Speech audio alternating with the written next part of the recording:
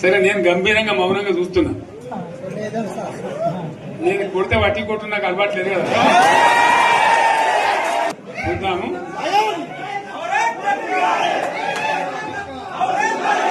నా రోజులు కానీ అన్నట్టుగా నేను చూస్తా ఉన్నా. కానీ మనోళ్ళందరూ కూడా ప్రతిపాదిస్తుంది ఏంటంటే, ఒక సంవత్సరం జరిగిపోయింది, సంగమేశ్వర ఆన్నే పన్నది, బసవేశ్వర ఆన్నే పన్నది, పాలమూరు ఉత్పత్తుల పథకం ఆన్నే పన్నది, కాళేశ్వరం అట్లనే పెడుతున్నారు. ఇవన్నీ అన్యాయాలని కాబట్టి ఫిబ్రవరి నెలాఖరులో ఒక పెద్ద బహిరంగ సభ పెట్టాలి, మీరు కథ చూడాలి అని జరుగుతూ ఉంది. కాబట్టి మీరు కూడా పెద్ద ఎత్తున దయచేసి ఆ సభకు కదిలి రావాలి, చాలా దూరమే ఉండదు. ఆ రకంగా తెలంగాణ శక్తి ఏందో మరొకసారి చూపించి వీళ్ళ మెడలు వంచి ఇప్పుడు సాధించాలి. భవిష్యత్తు కోసం కూడా కొట్టాడకు మనం సిద్ధంగా ఉండాలని తెలియజేసుకుంటూ, పరమేశ్వర్ గారికి అంతటి లోకమంత్రం ఇది. కోటి రూపాయల భూమి ఇప్పుడు 50 లక్షల కట్టుకోలేదు.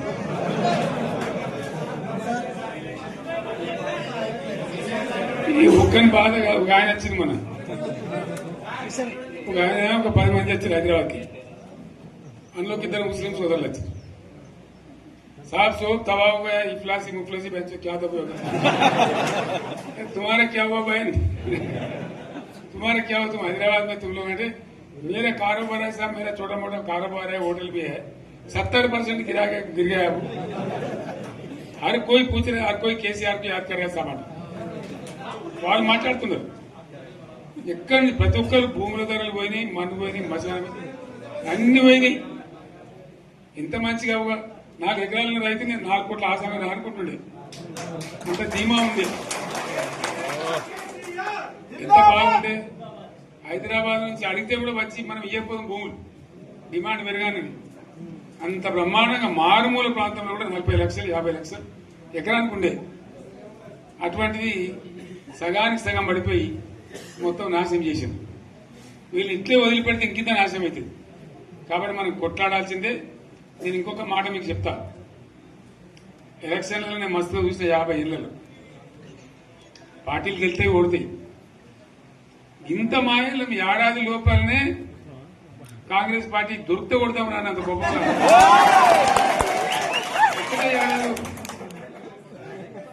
ఇంకా వాళ్ళ పొంద తెలివికి నిన్న వారి పార్టీడే మంది పెట్టాలి, అదేందో పోలింగ్ పెట్టిన వాడు చూసిరా మీరు. ఆ పోలింగ్ పెడితే 70% మనకు వచ్చింది, 30% మనకి. వాడు పెట్టింది, మనం పెట్టింది కాదు. 75 ఇది పరిస్థితి. అదే నేను ఏమంటున్నా అంటే, ఫామ్ హౌస్ అంటే ఏముంటది, వారి ఉంటది, మాకు ఉంటది, అలా ఉంటది. కాంగ్రెస్ వాళ్ళు ఎంత మనిషి చేస్తే పారబడి తవ్వచ్చు కూడా లంగత. దీన్ని ఫామ్ హౌస్ అని మనం బదనాం చేసి అంతే కదా. నేను ఏమంటున్నా అంటే, అన్ని మబ్బులు విడిపోయినట్టు ప్రజలకు అన్ని తెలిసిపోతున్నాయి. మంచి ఏంది, చెడ్డ ఏంది, ఏం జరిగింది అన్ని ఇంకా ఘోరమైందని చెప్తున్నా. వీళ్ళ తెలియదక్కతనానికి ఏమైంది, నిన్న మొన్న రిపోర్ట్ వచ్చింది. Comptroller and auditor general of India అని కాగ్ అంటారు దాన్ని. కాగ్ రిపోర్ట్ వచ్చింది. పోయిన సంవత్సరం మన గవర్నమెంట్ లో వచ్చిన ఆదాయం కంటే 13,000 కోట్ల రూపాయల ఆదాయం తగ్గిపోయింది. ఇంకా మార్చి పోయే వరకల్లా ఇంకో 3-4 కోట్ల అవుతుంది. అంటే 15,000 కోట్ల ఆదాయం పోతుంది. మన గవర్నమెంట్ ఉన్నప్పుడు ప్రతి ఏడాది 15,000 కోట్లు పెంచుకుంటూ పోయినండి, చెప్పేసుకుంటూ పోయింది. ఏడాది 10 నుంచి 15,000 కోట్ల ఆదాయం పెరిగేది మన టైంలో. అంత జాగ్రత్తగా మనం వ్యవహారం చేస్తాం. ఇలా ఉల్టా 15,000 కోట్లు పడిపోయింది. ఇంకా వాడేమిస్తాడుగా, ఇంకో ఇస్తారా? ఇంకో 4-5 నెలలైతే జీతాలే కష్టమైంది ఉంటుంది. అందరికి పెండింగ్ పెట్టి రిటైర్ అయిన దొరుకుతలు పైసలు మీరు చూస్తారు కదా పేపర్లలో. సో ఆ విధంగా రాష్ట్ర ఆర్థిక పరిస్థితిని కూడా దివాలా తీయించారు. ఇవాళతోనేం కాదు, 100కు 100% ఇప్పటికే ప్రజల నిర్ణయానికి వచ్చారు. డెఫినెట్ గా రాబోయే గవర్నమెంట్ మనదే అని అనుమానం కూడా అవసరం లేదు. ప్రాజెక్టు చెరువు కింద నీళ్లు తీసుకుంటే బంద్ చేసినాం, నీటి తీరువ రద్దు చేసినాం. అట్లా ఎన్నో సదుపాయాలు చేసుకున్నాం రైతులకు. బాగా జరుగుతుండే. అప్పుడప్పుడు ఏమవుతుంది, కొన్ని దుష్ట దినాలు వస్తాయి, చెడు గడియలు వస్తాయి. మనోళ్ళు కూడా అలవోకగా ఓట్లేసారు. మీరు గొప్పలో మీరు మాణిగ్రామం గెలిపించారు. కొన్ని నియోజకవర్గాలలో అత్యాశకు పోయి నేను చెప్పిన కూడా అప్పుడు మంది మాటలు పట్టుకొని మారమానం పోతే మళ్ళీ వచ్చే వరకు ఇల్లు కాలిపోతారు. వీళ్ళని నమ్మితే అమాంతం మింగుతారు, మోసపోతాం. రైతు బంధుకు రామరామ అంటారు, దళిత బంధుకు జై భీమ్ అంటారు. వీళ్ళు ముంచుతారా నాయన అని చెప్పినండి. ఆయన వాడు తులం బంగారం ఇంత, నీకు ఏంటి, నీకు బంగారం వడ్డానం పెడతాను కానీ ఆయన నమ్మి ఏమో మీ సంగతి ఎంతో చూద్దామని ఆయన వేశారు. వేసింది ఇరుకపోయారు, బాయిలో పడ్డారు, అయిపోయా ఉన్నాయి అన్ని మీకే. మళ్ళీ మొదటికి వచ్చానా కైలాసం ఆడలో పెద్ద పంపించినట్టు అయింది మళ్ళీ. అంతే కదా, ఆలోచన లేకుండా ఎటు పడితే అటు ఎవడో ఏదో చెప్తే నమ్మి ఓట్లేస్తే ఏమైంది అనేది ఒక మంచి గుణపాఠం ఇది తెలంగాణ. గ్యారంటీగా మంచిగా సంసారం జరుగుతుంది. జర తువ్వకచ్చినాం, రైతులు ఇంత ముఖం తెలివైతుండ్రి, ఇంత బాకీలు కట్టుకుంటుండ్రి. ఎంతో మంది పాపం సిటీలు వేసుకుంటారు, ఏదో వేసుకుంటారు. రైతు బంధు పైసలు పడితే ఎంత సంతోషం ఉంటుండే. ఆయన మీద గంగలు గడిచిపోయింది. ఇప్పుడు వాడు ఇతడో ఏడో భగవంతుని కనుక ఇచ్చినా కూడా మోసం. ఏదో మళ్ళీ ఎలక్షన్ కోసం దానికోసం చేస్తారు తప్ప కడుపు నిండా ప్రేమను ఇచ్చేది ఇట్లే ఉంటుందా? సర్పంచ్ ఎలక్షన్ పెట్టింది సార్. మనం ఉన్నప్పుడు కరోనా వచ్చింది. కరోనా వస్తే కూడా నేను రైతు బంధు ఆపలే. కరోనా వచ్చి రాష్ట్రానికి రూపాయి ఆదాయం రాకపోయినా 4-5 మంచి స్కీములు తెచ్చి వాళ్ళకి కాపాడుకున్నాం. గౌరవంగా బతికింది రైతులు. బీమా వచ్చినండి. రైతు బీమా పెడితే ఎంతమందికి సాయం జరిగింది? గుంట భూములను కూడా మంచిగా సాయం జరిగింది. చిన్న రైతు కూడా సాయం జరిగింది. అట్లా అందరికి మనం గొర్రెల కాపలకు గొర్రెలు వేయడం కానీ, చేప పిల్లలు కానీ, అనేక రకాల అన్ని వర్గాల ప్రజలను ఎట్లా ఆదుకోవాలని అట్లా ఆదుకున్నాం. మా తెలంగాణ కదా మేము తెచ్చుకున్నాం కష్టపడి. మా వాళ్ళందరి పైకి రావాలి. కాంగ్రెస్ గవర్నర్ ముస్లింలు ఓట్లేసుకున్న తప్ప ముస్లింలకు మనం చేసిందా? ఇమాం మౌజన్లకి మన జీతం ఇచ్చిందా? మనం వచ్చినాకనే ఫస్ట్ టైం వాళ్ళని గుర్తించి వాళ్ళని గౌరవించుకున్నాం. ముస్లిం మైనార్టీ పిల్లలకు, మన గిరిజన పిల్లలకు, మన ఎస్సీ పిల్లలకు, మన బీసీ పిల్లలకు ఎంత మంచి రెసిడెన్షియల్ స్కూల్ పెట్టుకున్నాం. అందరినీ కూడా ముందు తీసుకుపోవాలి. ఇవాళ మన కళ్ళ ముందని నాకు బాధ కలిగేది ఏంటంటే, చిన్న వర్గాల ప్రజలు కాన్వెంట్ స్కూళ్ళలో చదివించలేరు. వాళ్ళ పిల్లలు కూడా బాగా చదవాలని చెప్పి ఎస్సీలకు, బీసీ, మన మైనార్టీ సోదరులకు గురుకుల పాఠశాలలు పెట్టారు.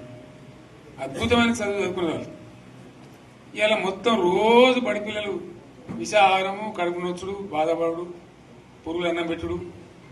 పిల్లలు వెళ్ళిపోతున్నారు ఆ స్కూళ్ళ నుంచి, ఇళ్ళకి వెళ్ళిపోతున్నారు. తల్లిదండ్రులు కూడా భయపడి తీసుకుపోతున్నారు. ఏం ఘోరం ఇది నాకు అర్థం కాదు.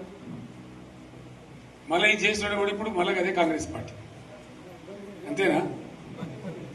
మళ్ళా పాత కాంగ్రెస్ మోపైంది, మళ్ళా కరెంటు కోతలు మోపైనాయి. వెనకాలం ఇంకేం గతి అవుతుందో మార్చి చెప్పి ఏమవుతుందో. ఇంకా కరెంటు కోతలు మోపైనాయి, మంచినీళ్ళు సరికొత్తలు, అడిగే నాతులు లేడు. ఎవడన్నా గట్టిగా నిలదీసినట్టు వారికి పోలీసు నిలబట్టేయడం. ఇదేనా రాజ్యం? ఇట్లా ఉంటుందా రాజ్యం? ఎందుకు వచ్చింది ఈ పరిస్థితి చెప్తా. నాకు తెలిసి నాకేం గుర్తులేదు. నేనేమంటున్నా అంటే, ఇట్లా అనేక పనులు చేసుకున్నాం మనం. గోదావరి నుంచి నీళ్లు తెచ్చుకున్నాం. నీళ్లు తెచ్చుకొని మంచినీళ్ళ తర్వాత సాగునీళ్ళు ఎంపడబడ్డాయి. మెదక్లో యువతల ప్రాంతం అంతా కొంత అందినాయి నీళ్లు, పాత మెదక్ జిల్లాలో. మీదికి మిగిలిపోయినాయి మన 2 తాలూకాలు, నారాయణఖేడ్, జైరాబాద్. వాళ్ళకి నీళ్లు రావాలి. ఎట్లా రావాలి గోదావరి నీళ్లు? సింగూరు ఒక టైంలో నిండుతుంది, ఒక టైంలో నిండదు. మరి నిండినప్పుడు ఎట్లా గోదావరి నీళ్ళే దిక్కు. సింగూరు నుంచి లిఫ్ట్ చేసి సంగమేశ్వర, బసవేశ్వర అని 2 లిఫ్ట్లు పెట్టుకున్నాం. 2 తాలూకాలకు రెండింటికి కూడా లక్ష లక్ష ఎకరాల పైచీలకు వచ్చేట్టు ఎకరాల నీళ్ళ స్టేట్ పెట్టుకున్నాడు. మళ్ళీ మన నుంచే కావాలి, మళ్ళీ ఇది లైన్లోకి రావాలి. అందరు మంచిగా ఉండాలి. ఎందుకంటే మనకు మన పార్టీకి కులం లేదు, మతం లేదు, జాతి లేదు. తెలంగాణలో ఉన్న ప్రతి బిడ్డ మనోడే.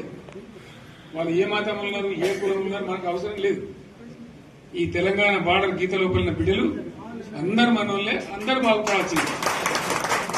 ప్రతి ఒక్కరికి న్యాయం జరగాల్సిందే. ఆ న్యాయం జరిగి ఆ ఫలితాలు తెలంగాణకు వచ్చేదాకా ఇంకెవ్వడు కొట్లాడాడు, ఎవరితో కాదు. అది అబద్దాల పంచాంగం. మళ్ళా మనమే కొట్లాడాలి. అంతేనా? పక్క మాట అనేది కొట్లాడదాం కదా. ప్రాణం పోయినా సరే తెలంగాణకు రక్షకులు మనమే, తెగించి కొట్లాడాల్సిందే. తెలంగాణ హక్కులను కొట్లాడాల్సిందే, మనమే కొట్లాడి తీరాల్సిందే. అలా రెండవ మాట లేదు. కాబట్టి దయచేసి అవసరమైన సందర్భంలో మీ జిల్లా నాయకులు పిలిపిస్తారు, రాష్ట్రం నుంచి నేను కూడా పిలిపిస్తాను. మీరు సిద్ధపడి ప్రత్యక్ష ప్రజా పోరాటాలు లేవదీసైనా సరే మన ప్రాజెక్టులు సాధించుకోవాలి, మన నీళ్లు సాధించుకోవాలి, మన ప్రజలకు అన్యాయం జరుగుతుంటే ఎదురు తిరగాలి, కొట్లాడాలి. తప్పకుండా ప్రజలకు న్యాయం చేసేదాకా మనం ముందు పోతూనే ఉండాలి. తెలంగాణ కోసమే బయలుదేరిన జెండా గులాబీ జెండా. తెలంగాణను సాధించింది గులాబీ జెండా. తెలంగాణను మంచిగా చేసి లైన్లో పెట్టింది గులాబీ జెండా.